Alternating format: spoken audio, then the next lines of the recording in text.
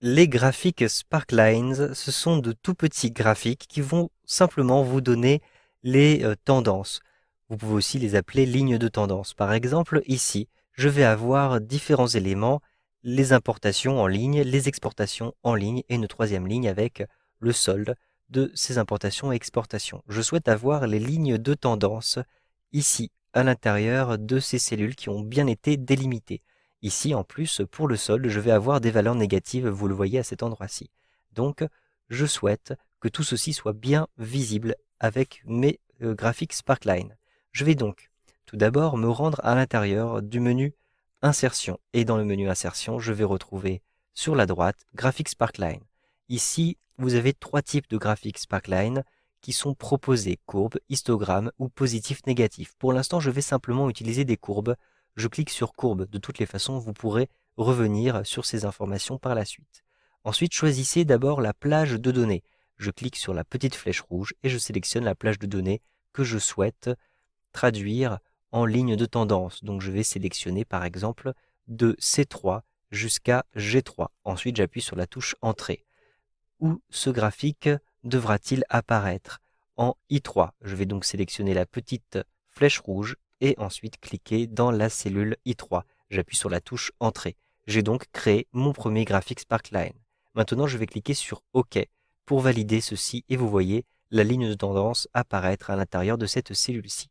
Je vais faire les mêmes manipulations ici pour I6. Donc je me rends à l'intérieur de l'onglet Insertion, ensuite Graphics Sparkline, courbe, je choisis ma plage de données de C6 jusqu'à G6, je clique sur la petite flèche rouge, je clique à nouveau sur cette deuxième flèche rouge pour choisir la plage d'emplacement qui est I6 et j'appuie sur la touche Entrée, je clique sur OK pour valider ceci. Je vais créer un troisième graphique Sparkline à cet endroit-ci. Donc je sélectionne cette cellule-ci, je clique sur Insertion, puis Graphique Sparkline. Je peux d'ailleurs tout de suite avoir un graphique positif, négatif si je le souhaite. Maintenant, je vais choisir ma plage de données qui s'étend de C9 jusqu'à G9 et je vais maintenant choisir ici l'emplacement qui est I9. Je clique sur la petite flèche rouge et je clique sur OK pour valider.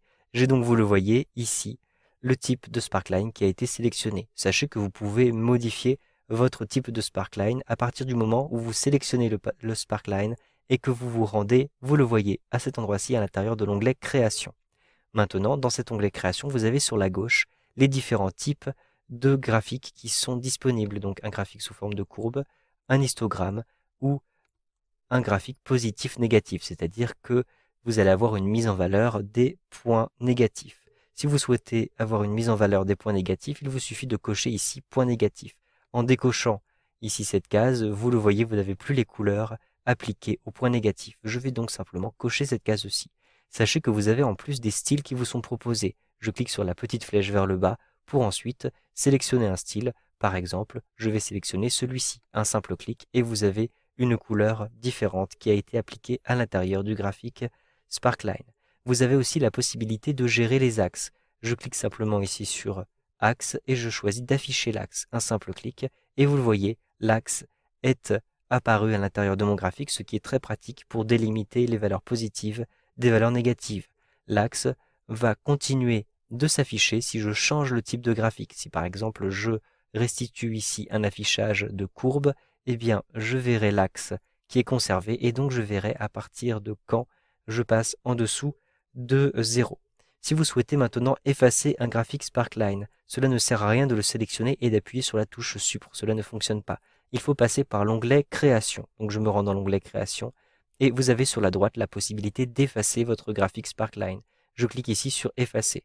Vous pouvez aussi utiliser cette fonction Effacer à partir de l'accueil. Je sélectionne ces trois différentes cellules et à l'intérieur de l'onglet Accueil, je vais avoir ici la possibilité d'effacer les différents éléments. Donc je choisis par exemple Effacer tout pour bien effacer ces différents éléments.